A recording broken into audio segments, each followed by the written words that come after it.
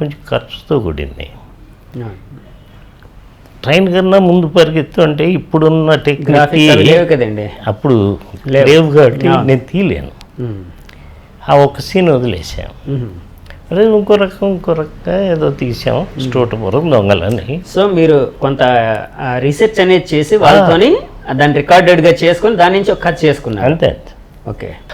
ఆ సినిమా చాలా పెద్ద ఇష్టం సార్. స్టోటపురం దొంగలంటే గుర్తొచ్చింది, ఈ టైంలోనే మీకు చిరంజీవి గారికి చాలా క్లాష్ వచ్చింది అని విన్నాను. చిరంజీవి గారు మీతో చాలా క్లోజ్గా ఉండేవారు కదండి, ఆల్మోస్ట్ నువ్వు అనుకునే ఫ్రెండ్. క్లాష్ ఏం లేదండి? ఏం క్లాష్ లేదు. అంటే ఆయనది స్టోటపురం పోలీస్ స్టేషన్ అదే టైం కదండి. ఎండమూరి గారు డైరెక్టర్, కేఎస్ రామారావు ప్రొడ్యూసరు. అవును. నేను ఆ సినిమా ఆ టైటిల్ పెడతానికి కారణం ఎండమూరి వీరేంద్రనాథ్, అతనే. ఓకే. ఆయన వల్లే పెట్టా. ఎలా సార్? ఇక్కడ డైరెక్షన్ నేర్చుకుని ఇక్కడ కష్టాలు పడేవాళ్ళు 100 మంది ఉన్నారు. నువ్వు రాసుకుంటున్నావు, నీకు చాలా వాల్యూ ఉంది, రచయితగా చాలా వాల్యూ, చాలా వాల్యూ. నీ పని నువ్వు చేసుకోవడం, మా పనిలోకి ఎందుకు వచ్చావు అన్న కోపం, చిన్న కోపం, చిన్న మనసులో ఫీలింగ్. దానికి తోడు అదే టైంలో నాగార్జునతో సినిమా తీశారు, సేమ్ బ్యాక్గ్రౌండ్, టైగర్ నాగు బ్యాక్గ్రౌండ్ అండి. అంటే స్టోటపురం దొంగలు బేస్డ్. ఓకే. జరుగుతుంది అది. మా తర్వాత ఎప్పుడో రిలీజ్ అయింది. ఆగస్టు 26 ఎప్పుడో నేను స్టార్ట్ చేశాను, ఆయన ఏదో అదే మంత్లో స్టార్ట్ చేశారు. మా ఇద్దరికి ఏ విధమైన డిస్ప్యూట్స్ లేవు. ఓకే. నేను 85లో ఓడిపోయినప్పుడు చిరంజీవి గారి దగ్గరికి వెళ్ళా. ఏం ఓడిపోయినప్పుడు సార్? అదే ఓ సినిమా తీసి ఫెయిల్ అయినప్పుడు. అదే ఇంకా డైరెక్షన్ వద్దనుకుంటున్న టైంలో, అదే మూడో సినిమా తీసి డైరెక్షన్ వద్దు అని అనుకుంటున్న సమయంలో మీరు చిరంజీవి గారి దగ్గరికి వెళ్ళారు. కలిస్తే సాగర్ ఫ్రాంక్గా చెప్పాలంటే నేను ఇప్పుడు చేసే పొజిషన్లో లేను. ఓకే. నేను చేస్తాను, నీకు బిజీ షెడ్యూల్, బాగా బిజీ. నేనే చెప్పాను, నువ్వు చేయలేవు అని కూడా నేనే చెప్పాను. నువ్వు అనుకునేవారు కదండి మీరు. అప్పుడు ఈ బేషిజాలు లేవు. ఇప్పటికీ ఆయన నలుగురిలో ఉన్నా నన్ను చూస్తే విష్ చేస్తారు, నేను ముందే విష్ చేస్తాను. అప్పుడు వాల్యూస్ మనుషులకి చాలా ఎక్కువ ఉండే. అవునండి. ఇప్పుడు లేవు. అవును. అంటే చిరంజీవి గారు మీరు కలిసి ఏమైనా సినిమాకి పనిచేశారా సార్? ఏం చేయలే, కానీ మీకోసం ఆయనకి తెలుసు. అదే ఇండస్ట్రీలో ఒక సినిమా చేసిన తర్వాత మీకు ఆల్మోస్ట్ మంచి ఇది వస్తుంది కదండి. అప్పుడు వెంకన్న బాబుతో చిరంజీవి వాళ్ళు తిరిగేవారు. వెంకన్న బాబు ఏంటంటే ఆల్మోస్ట్ ఆల్ శ్రీదేవి డేట్స్తో సహా చూసే ఒక పవర్ఫుల్ వ్యక్తి. అతను కొంచెం చెప్పుంటాడు. మరి టోటల్గా ఎందుకో మేమిద్దరం కలిసి, మేము కలుస్తానికి కారణం ఏంటంటే మాకు డీలక్స్ హోటల్ అని ఒక సెంటర్ ఉంటుంది చెన్నైలో సార్. అక్కడికి అందరం చేరుతాం. ఈ నటులు కొంచెం హైఫైడ్ పీపుల్, డీసెంట్ పీపుల్ అంతా అక్కడ వస్తారు. అంటే అరౌండ్ 1980-85లో అండి ఇది.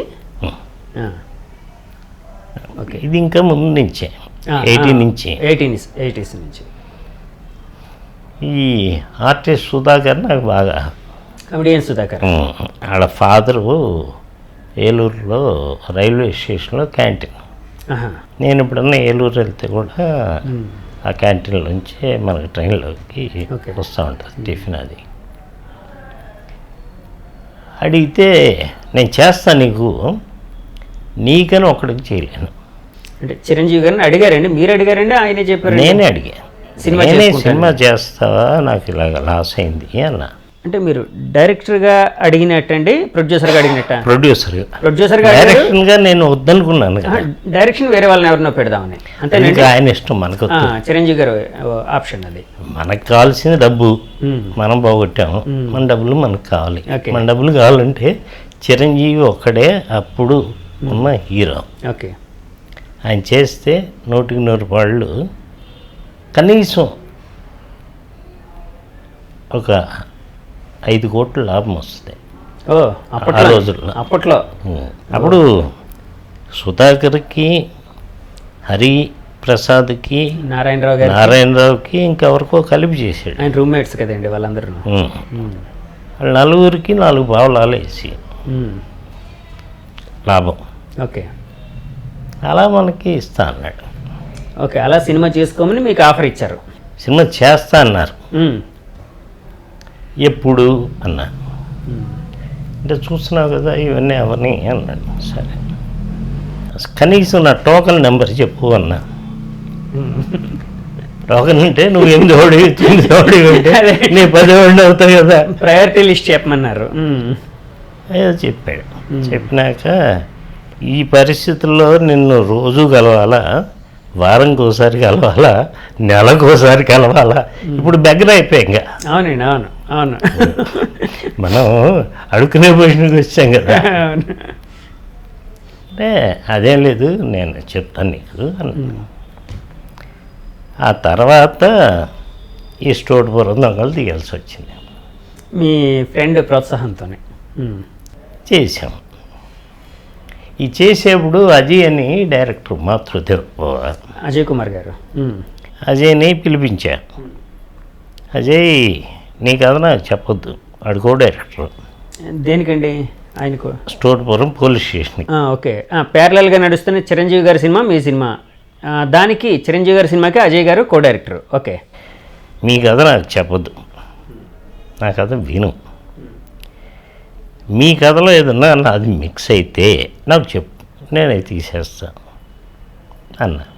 విన్నాడు, ఏం కాలే.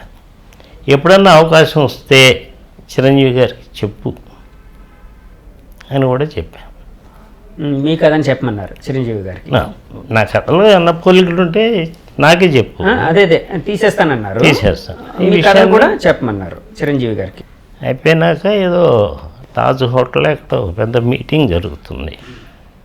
దత్తు గారు, రాఘవేంద్రరావు, ఈయన ముగ్గురు వస్తున్నారు. నేను అప్పుడే వెళ్తున్నా ఆ హోటల్లో ఆ ఫంక్షన్కి. గెట్ టుగెదర్ ఏదో మీటింగ్, ఇండస్ట్రీ ఇక్కడికి ఎందుకు రావాలి ఏంటనే దాని మీద. అప్పుడు చెన్నైలో ఇండస్ట్రీ ఉంది, హైదరాబాద్కి షిఫ్ట్ అయ్యే ప్రాసెస్లో ఉంది. ఓకే, ఎదురైతే ఏంటి సాగర్ నల్లబడ్డా అన్నాడు. నాకు ఎండ పడదండి. ఎవరండి? చిరంజీవి గారు అడిగారా? అయినాక నీ కథ విన్నానే బాగుంది, చిరంజీవి చెప్పిన మాట. కాదు చెన్నై హీరో కాబట్టి ఆ లెవెల్కి ఉంటుంది, బట్ ఇది హిట్ పిక్చరు అన్నారు. థ్యాంక్స్ అండి. కావాలంటే దత్తుని అడుగు. దత్తు నీకేం చెప్పా, రాఘవేంద్రరావు తీశాడు కదా ఏదో సినిమా, ఇళయరాజా మ్యూజిక్, అమ్మని దెబ్బ, ఇదండి జగదిగురుడు అతలకు సుందరి. ఆ సినిమాకి నేను చెప్పాను కదా పెద్ద హిట్ అని ఒక రిఫరెన్స్ నా ముందు ఇచ్చారు. ఓకే, అలాగే దీనికోసం మీ సినిమా కోసం కూడా చెప్పాను అని అన్నారు. ఆ రోజు సాయంత్రం, అది నైటే ఫంక్షను. ఆ ఫంక్షన్ నుంచి మన ఆఫీస్కి వచ్చేసాను హైదరాబాద్. వచ్చి రే చిరంజీవి చెప్పాడంటే డెఫినెట్గా మన సినిమా హిట్ మంది అని కొంచెం ఆనందం, ఓకే, తెలియని ఆనందం. అది రిలీజ్ అయినాక ఫస్ట్ శత్రు రిలీజ్ అయింది 1వ తారీఖు, అది హిట్. 3వ తారీఖు పోలీస్ స్టేషన్ రిలీజ్ అయింది, చిరంజీవి గారు యండమూరి గారి కాంబినేషన్. అది కొంచెం డ్రాప్. నేను 9th రిలీజ్ చేశాను, 100 హిట్. మీ దాంట్లో హీరోలు ఎవరండి? భానుచందర్ అంటే దగ్గుబాటి రాజా రాజా అండి ఉండేవాడు. అవును, ఆయన. ఇంకో అమ్మాయి వైజయంతి అని ఇప్పుడు మతల వేషాలు చేస్తుంది. ఆమెను ఫస్ట్ ఇంట్రొడ్యూస్ చేసింది దాంట్లో. ఓకే, అన్న తమ్ముడు చెల్లి. అది హిట్ అయినాక మనకు తెలియకుండా మంచి పేరు వచ్చింది.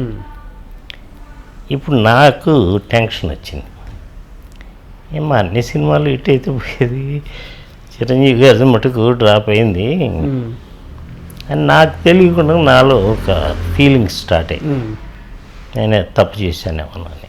అంటే తప్పు అంటే ఏ విధంగా అండి? అంటే ఆయన సినిమా ప్రొడ్యూసర్గా చేసుకోమనేటప్పుడు దాన్ని కాకుండా ఇది టేకప్ చేసి తప్పు చేశానేమో, కొంచెం దూరం పెరిగిందేమో అనే ఆస్పెక్ట్ అండి.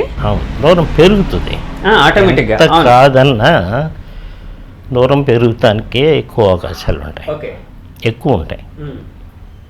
నువ్వు ఉన్నావు, ఇక్కడికి వచ్చావు, నా దగ్గర రాకుండా వేరే ఇంటికి వెళ్ళినప్పుడు నేను ఫీల్ అవుతాయి. అవునవును, డెఫినెట్గా అది మానవ సహజం, అట్లాగ ఉంటుంది అని చెప్పి బాధపడ్డా.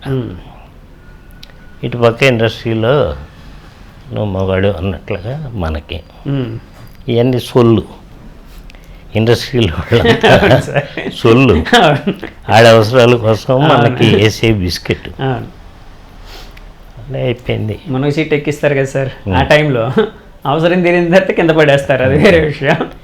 కింద చాలా సింపుల్గా పడేస్తారు. అలా ఏంటో తెలియని తప్పులు చేస్తున్నామేమో అన్న ఫీలింగ్ ఎక్కువ వచ్చేసింది. అయినా దేవుడు ఏదో అనుగ్రహంతో తర్వాత కాట్రేడ ప్రసాద్కి 2 సినిమాలు చేశారు, నక్షత్ర పోరాటం. అది డైరెక్టర్గా చేశారు మీరు? ఇంకా డైరెక్టర్ సార్. మరి చిరంజీవి గారిని ఎప్పుడు ప్రొడ్యూసర్ ఆస్పెక్ట్లో మీకు సినిమా ఇస్తానన్న ఆయన విషయం ఎప్పుడు మీరు ఎప్పుడు ఆయనతో టాక్ ఇంకెందుకు అడుగుతాం? డైరెక్టర్గా బిజీగా ఉన్నారు కదా ఆయన. కాదు, ఇంక అడిగితే కూడా ఆయన మనకు అవకాశం ఇస్తారని అలా అనుకుంటాం. ఓకే, దూరం పెరిగింది అనే దాని మీద అనే ఫీలింగ్లో మనమే ఉన్నాం. కాదు సార్, మీరున్నారు అంటే దాన్ని అక్కడికి వెళ్ళి క్లియర్ చేసుకోవచ్చు కదా, అట్లాంటిది ఏమి. అందుకే నేను అజయ్ కుమార్తో కథ చెప్పా కదా. అవును, అవన్నీ ఆయనకి చిరంజీవి గారికి తెలిసే ఉంటాయి కదా. అంతే. ఇప్పుడు ఇంకా దానికి పోయిన మనం ఇంకా దిగలేము. ఓకే ఓకే, మనం 100% విజయ్ కుమార్ అనే వ్యక్తికి కథ చెప్తాం, అది అజయ్ కుమార్కి చెప్తాం. అజయ్కి ఎందుకు చెప్పామంటే సత్యమూర్తి దగ్గరికి వస్తూ ఉంటాడు అజయ్ కూడా. సో మేమంతా కంపల్సరీగా అక్కడ ఉంటాం.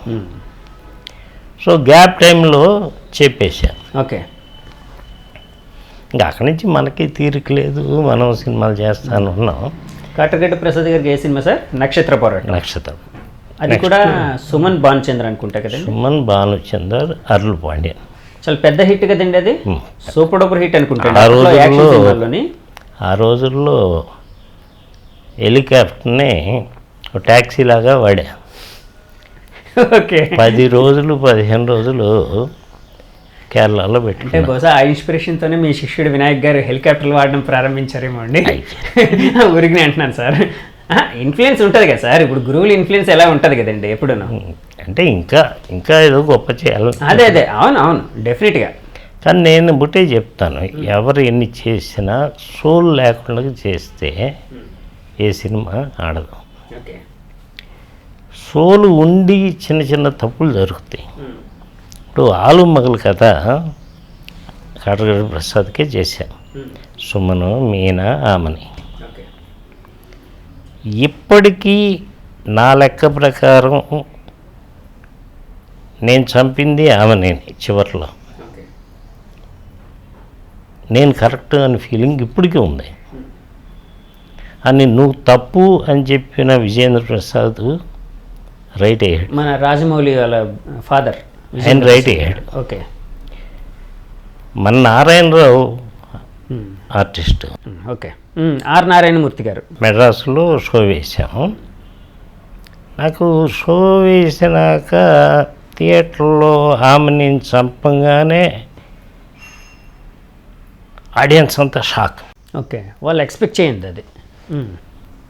నారాయణమూర్తికి షాక్. అందరూ బాగా తీసావు బట్ ఏదో లోపం ఉంది అంటున్నారు. నాకు విజేంద్ర ప్రసాద్ గుర్తొస్తూ ఉంటాడు. యాక్చువల్గా సినిమా తీయకముందు విజేంద్ర ప్రసాద్ గారు వద్దు అన్నారండి. ఆయన కథని అంటే ఆయన కథ పరంగా ఆమెని గారిని చంపేసినట్టే అండి. ఆయన కథ ప్రకారం మీనని చంపాలి. మీరు మీ అంటే జడ్జిమెంట్తో వేరే విధంగా చిన్నది ఫ్రీడమ్ తీసుకున్నారు. ఆమెని చంపా. ఆయన ఎప్పుడు ఆయన సైడ్ లాజిక్ చెప్తానే ఉన్నాడు. ఓకే, నా మైండ్ ఎంతసేపు నా లాజిక్ నాకు ఉంటుంది. అవునండి, అవును, డైరెక్ట్ జడ్జిమెంట్ అనేది ఉంటుంది కదా సార్. బట్ నా తప్పు అనేది తెలిసిపోయింది సినిమా రిలీజ్ అయినాక. ఆఫ్టర్ రిలీజ్ కానీ ఇప్పటికీ మనసు నా తప్పని ఒప్పుకోదు. ఇక్కడ రాఘవేంద్రరావు పెద్ద పెద్దవాళ్ళు చూశారు, చాలా బాగా తీశారు, ఆమె నేను చంపకూడదన్న. అక్కడ నారాయణమూర్తి సినిమా చూసి బయటకు వచ్చి రమ్మన్నాడు దగ్గరికి. వెళ్ళా, తప్పు చేసావయ్యా, తప్పు చేసావయ్యా, తప్పు చేసావయ్యా అన్నాడు. ఏంటి, నేనని చంపాలయ్యా, ఆమె నేను చంపాను అనే దానికి నిర్వచనాలు చెప్పాడు. ఆలు మగలు అని పెట్టినప్పుడు ఆమె నేను పెళ్లి చేసుకుంది సుమన్. పలానా దేవతని ప్రార్థిస్తే మంచి మొగుడు దొరుకుతాడని చెప్పింది ఆమెనికి. అదే టైంలో సుమన్ అనేవాడు ఈ అమ్మాయి జీవితంలోకి వచ్చాడు. వాళ్ళిద్దరికీ తాత్కాలికమైన పెళ్లి చేశారు. అంటే మీనాకి ఆమెనికి సుమన్కి తాళి కట్టిన అమ్మాయిని, దేవుణ్ణి నమ్ముకున్న అమ్మాయిని నువ్వు చంపేశావు. సెంటిమెంటల్ పార్ట్ ఆఫ్ ద పాయింట్లో కొంచెం ఒక నెగిటివ్ పాయింట్. నా లెక్క ఏంటంటే, మీనా ఎవరికో బాకీ ఉంటే వాళ్ళ పేరెంట్స్, ఆడు నరసింగ్ యాదవ్ గాడు, వాడు ఇలా డబ్బిస్తావా మీనాన్ని పెళ్లి చేసుకుంటాను లేకపోతే అంటాడు. అది సుమన్కి చెప్తే నేను డబ్బు సంపాదించుకుని వస్తానని బయలుదేరాడు. ఆ బయలుదేరినప్పుడు శ్రీశైలం వెళ్తే మంచి జరిగిద్దని చెప్తే ఈ ఆమెను ఇటు వచ్చింది.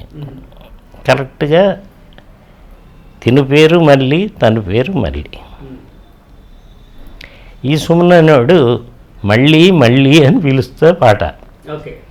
ఈ అమ్మాయి పేరు మళ్ళీ. ఇది నన్నే అని ఫీల్ అయింది ఆమెని. అక్కడ కరెక్ట్గా పడిపోతున్న టైంలో ఆ చేతిలో ఉన్న పూలు అలాగే ఇలా కింద వీళ్ళిద్దరి మీద పడతాయి. ఇలాంటి సెంటిమెంట్స్ అన్నీ పెట్టి నువ్వు ఆమెని చంపేస్తాను తప్పు అన్నారు. రాఘవేంద్ర గారు కూడా అన్నారు, అందరూ అన్నారు. మా గోపీనాథ్ రెడ్డి ఫ్యామిలీ అయితే డీజీపీ గారు, అవునండి, ఎక్స్-డీజీపీ, ఆయన మిస్సెస్ వాళ్ళు చాలా బాధపడ్డారు. నాకు తెలిసిపోతుంది కానీ టైం లేదు నాకు. ఎల్లుండే రిలీజ్. అవును సార్, అప్పుడంతా అంత ఫాస్ట్గా ఉండేది.